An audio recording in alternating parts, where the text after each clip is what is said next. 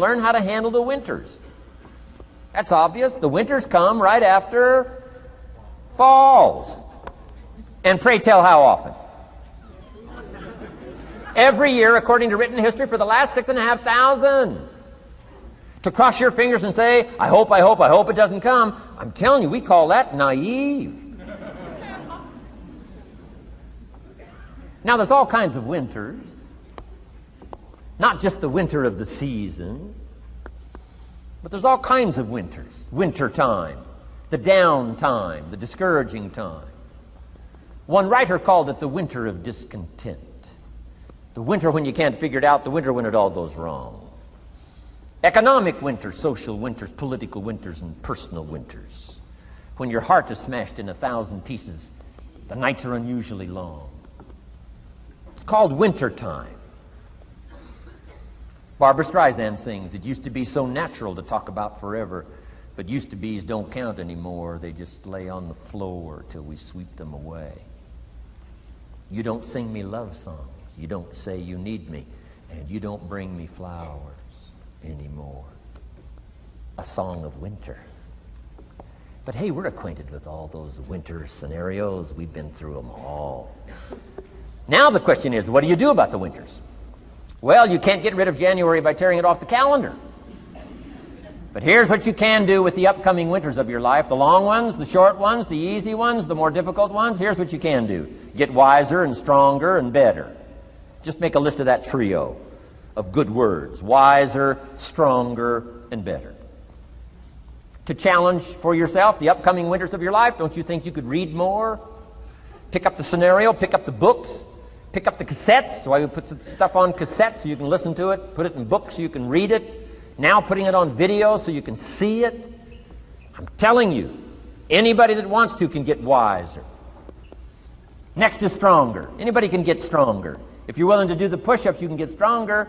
If you're willing to put yourself through the paces, you can get stronger.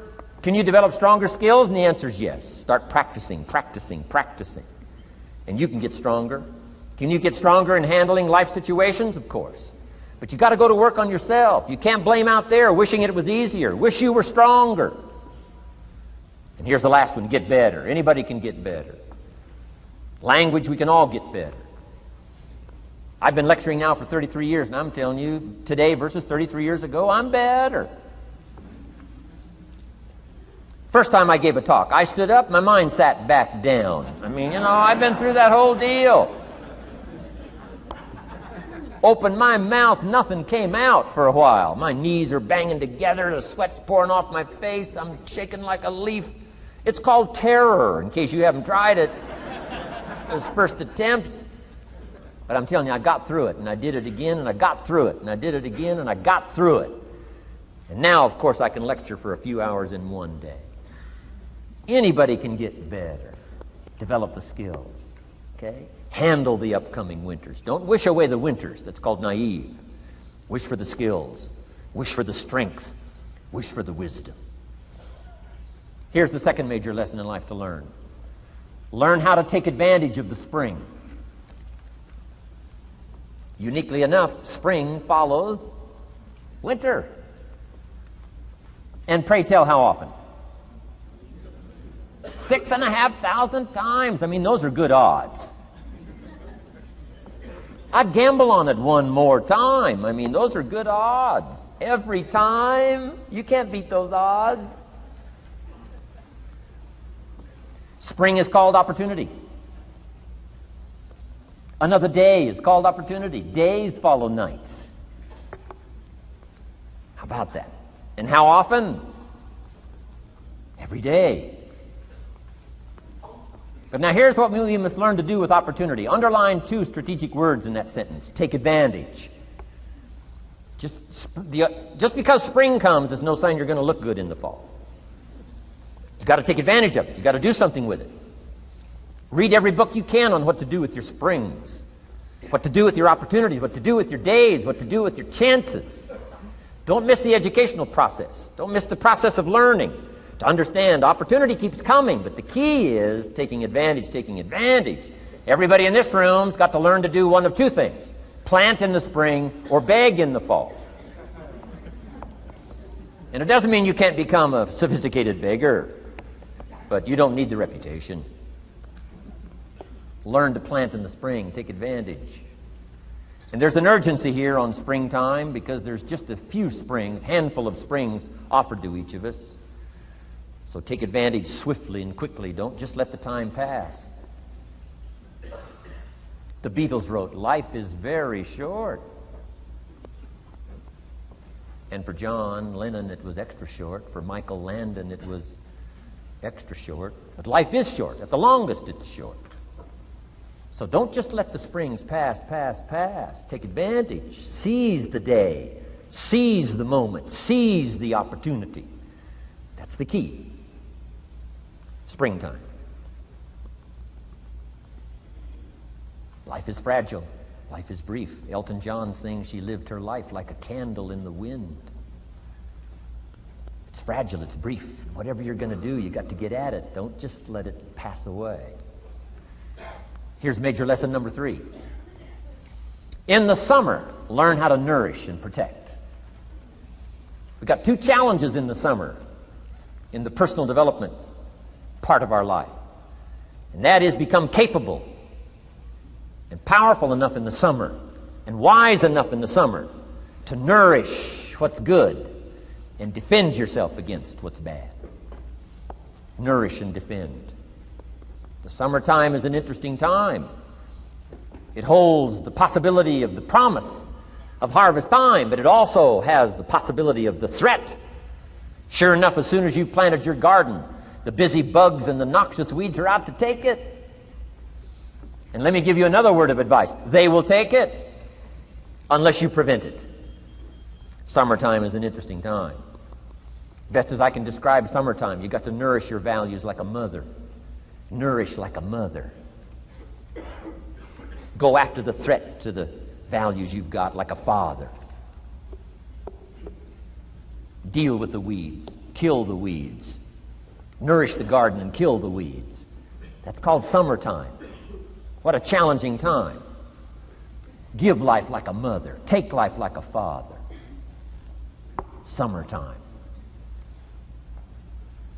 You've got to deal with the negative as well as the positive. Summertime is a unique, complex mix of positive and negative. Opportunity and threat. What a scenario of life itself. Opportunity and threat to the opportunity. And you've got to deal with both. You've got to think positive and you've got to think negative. You've got to handle what's ever out to threaten you. You've got to learn to threaten it back. Summertime. Interesting time. Nourish like a mother. Defend like a father. You've got to be like your bloodstream in the summer. Red corpuscles to what? Nourish. White corpuscles to what? Fight. You've got to both nourish and fight. You've got to nourish and be vigilant. Okay. White corpuscles think negative. You can't just think positive. We call you naive. Somebody says, "Well, I've been taught to be all positive." You'll be some kind of freak. You can't be all positive. Thank God for white corpuscles that think negative all day. Guess what white corpuscles are looking for all day? Problems, infection. White corpuscles say, "Just show me some infection, I'll kill it." Why? It's out to kill the body. It's out to kill our chances. It's out to kill our future. Whatever threatens us, we threaten. I'm asking you to take sword to your enemies. Whatever's out to threaten you, threaten your health, you got to threaten it back. Like white corpuscles. Kill what's evil. Nourish what's good. Love like a mother. Hate like a father. Father says to whatever threatens his family, take 2 or 3 more steps toward this family and threaten my family, you'll cease to exist. I'm father, I kill.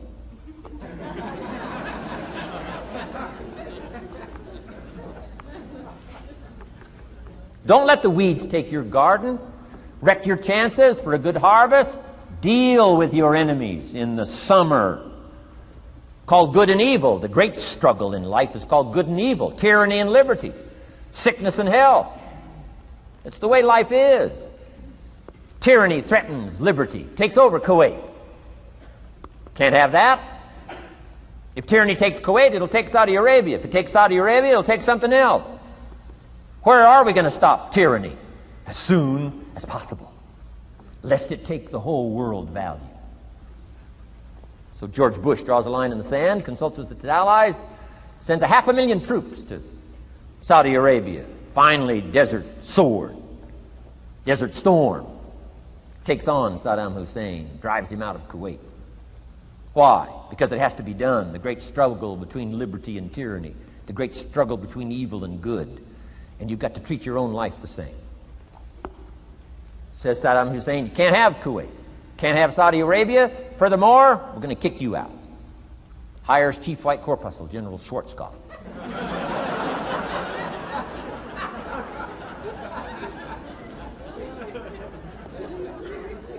Takes care of the matter. I'm asking you in the summer, nourish like a mother, threaten whatever threatens you like a father. Now you can also turn around the scenario, that's true. Love like a father, hate like a mother. Give life like a father, take life like a mother. You can turn the scenario around. The key is both love and hate. Single parents have got the greatest challenge. Love like a mother, hate like a father. Love like a father, hate like a mother. Nothing more dangerous than an angry mother.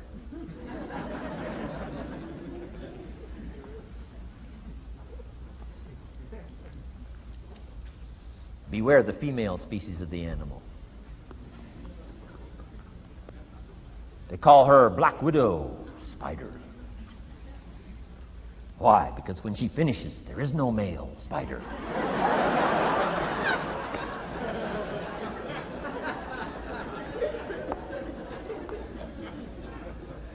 I saw this article. I was flying on an airplane up in Canada. I saw this article in one of the airplane magazines. Showed a picture of this guy with his shirt off, these claw marks down his back, teeth marks in his neck. The guy almost got killed. He was out in the woods, saw a mama bear with her little cub. Said, oh, this looks cute. Had his flash camera, went flash, flash, took a picture. Mama bear treats it unkindly, promptly chases him. Caught him, almost killed him before they got to him. Beware mama bear. So, love like a father, hate like a mother. However you want to treat this scenario, it's very important. It's called summertime. Part of the personal development challenge is to be challenged to learn to nourish all of your values, from a garden to a family relationship, to a love affair, to a marriage, to a business, anything that's valuable to you called equity. You got to nourish it, you got to feed it, you got to take care of it.